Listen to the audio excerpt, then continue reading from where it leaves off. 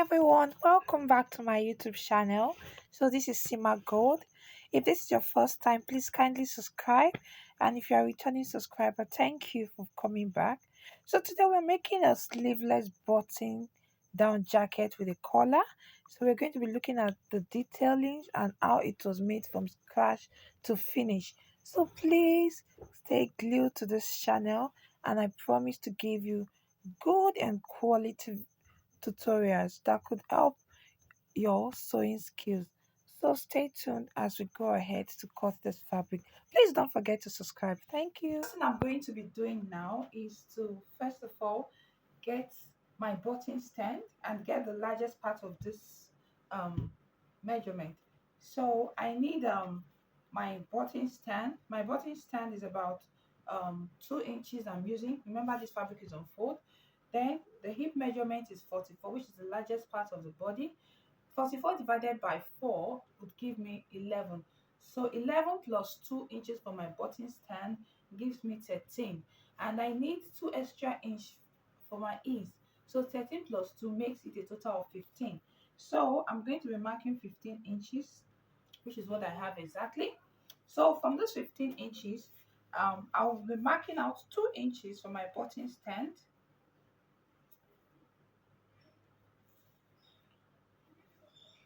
So I've marked my 2 inches for my button stand.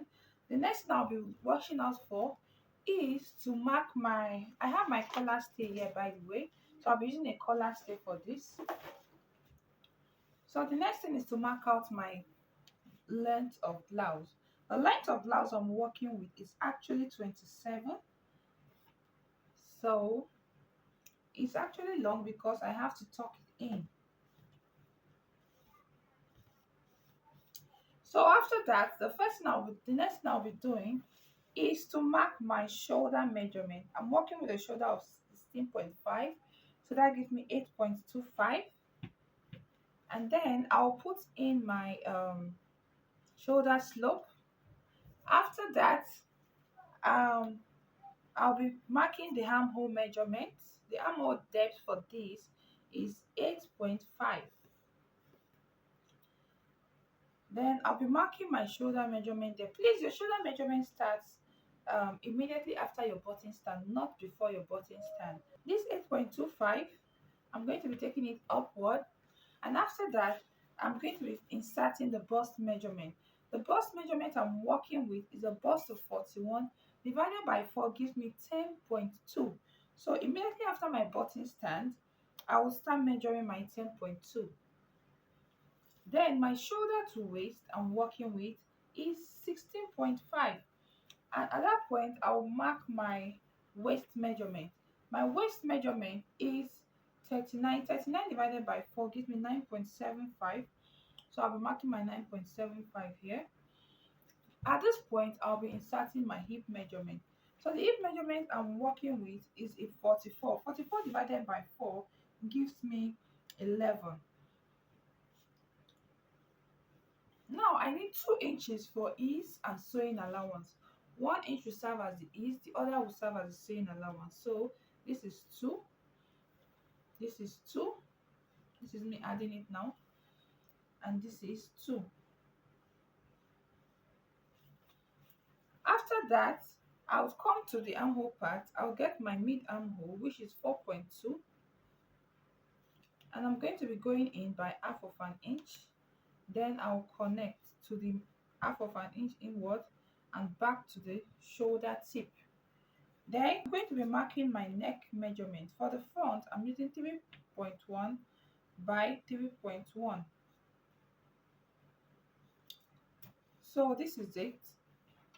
I'm going to fold it inward like this. And I'm going to cut the neck.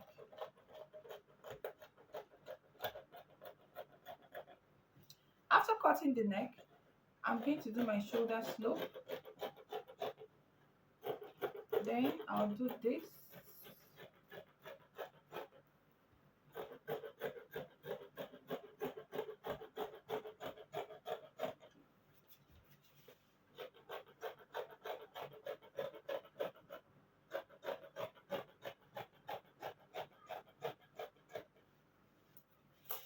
So this is it. The next thing I'll do is to open. This is my button stand. I'm going to be opening it down. Then at this down part, I'll go upward by 1.5, and then I'll connect. So this is me trying to cut it to give it the shape that I want.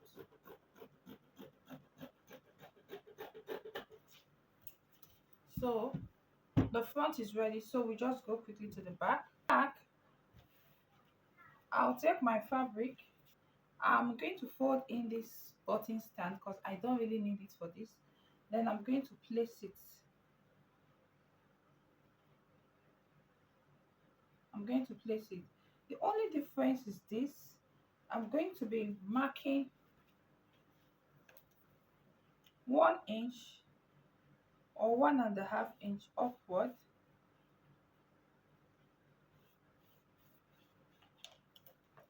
That is above the shoulder. From here, I mark 1.5 inch upward. Then I'm going to slope it. Having done that, I'm going to overlap it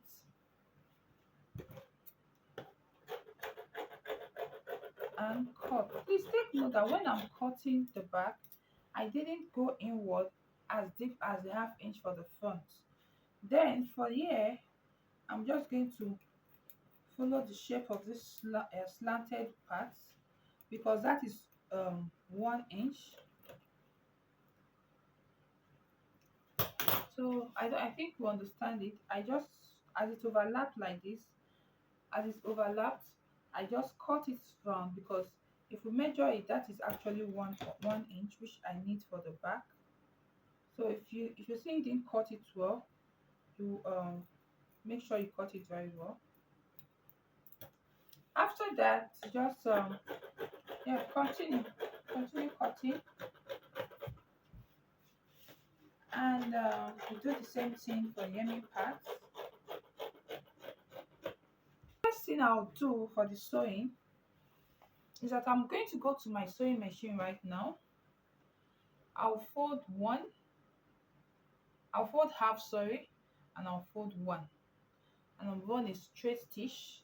If you want, you can use your hemming gum. If you don't want the lines to show, you put your hemming gum, you iron, you put your hemming gum again and iron very well, and that's okay. If you want it to stand, which I don't want for this fabric, I will put my stay. Could be a gum stay, could be a tissue stay, paper stay, depending on the stamina you want this place to have.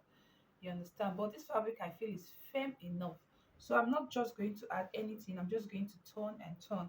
After doing that, I will join my shoulders by 1/2 inch to the front and the back. Then I would sew the sides. I'll fit the sides by 1/2 inch on both sides. Then we'll come back to the table and talk about fixing the collar. So I am actually done coupling it.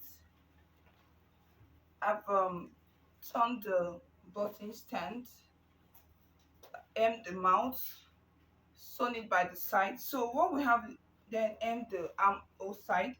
So what we have literally remaining is just the collar. So what we'll do is take my tape from the center front. I'm going to be measuring the neck down up to the back, and I have 8.5. This is my fabric, and I've already ironed the collar still on it. So I'll just mark my 8.75. We have 8.5 around the neck, so I'm just doing 8.75.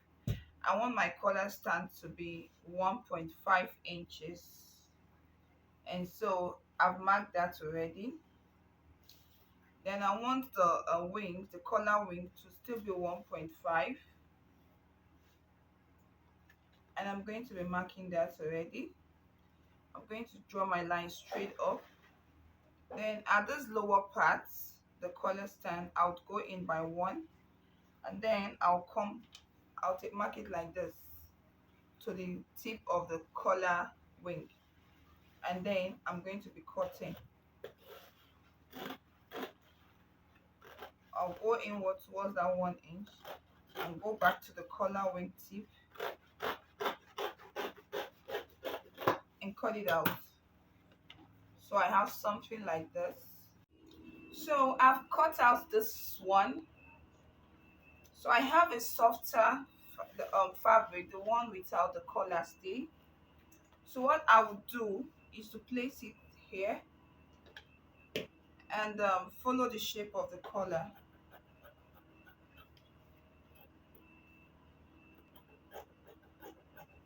To follow the shape of the collar here.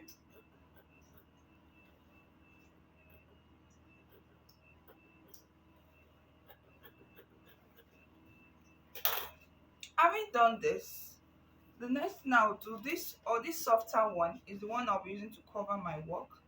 So I'll be marking extra 0.5 or 0.7 depending on you and depending on what you want to take in.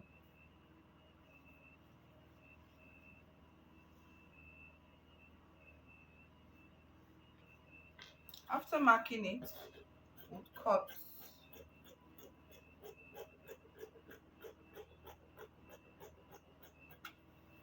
So our collar is ready. We're going to go to the sewing machine and sew it together. So I have my fabric here and I have my collar here. I have it placed together first. What I'll do is I'm going to give a space of 0.3. I've already marked that, and I will sew it round.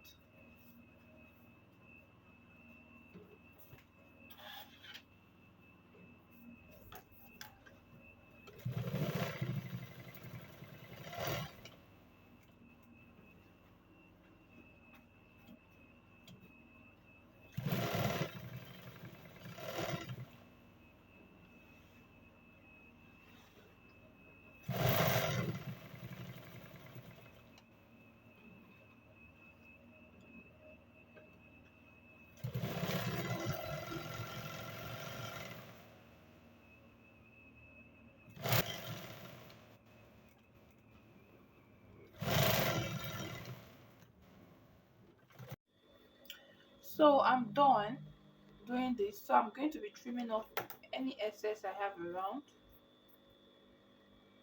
So I'll just trim that off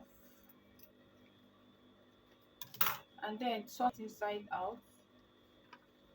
Then go to my sewing machine and iron it very flat. So I've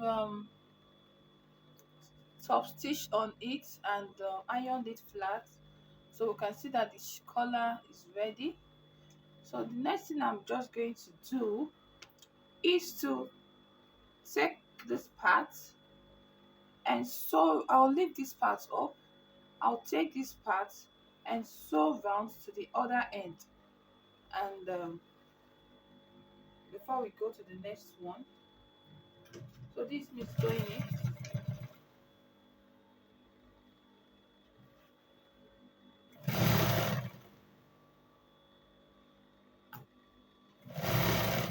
So I'm done sewing from this edge to the other edge. So the next thing I'll be doing is to fold it in. I'll go to the ironing table and I'll iron this flat so that it can slip very well inside before I can cover. So you can see that I've ironed it inside. So the next thing I'll be doing is to fold here in and fold here and tuck this in such a way that it's going to be covering that other one. Then I'll sew.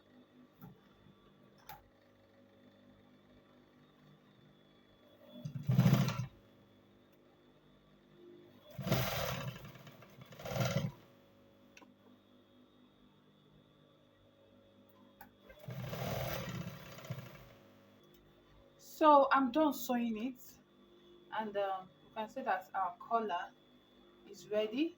So all I need to do now is to go to the ironing table and make sure I iron this thing and the collar as neat and as possible as I can, and then I'll show us the final outcome. As you can see, Our blouse is ready. All I need to do is to fix the buttonhole and the button.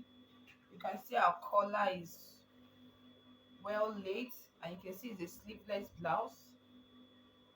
So when I fix the collar, you have something like this.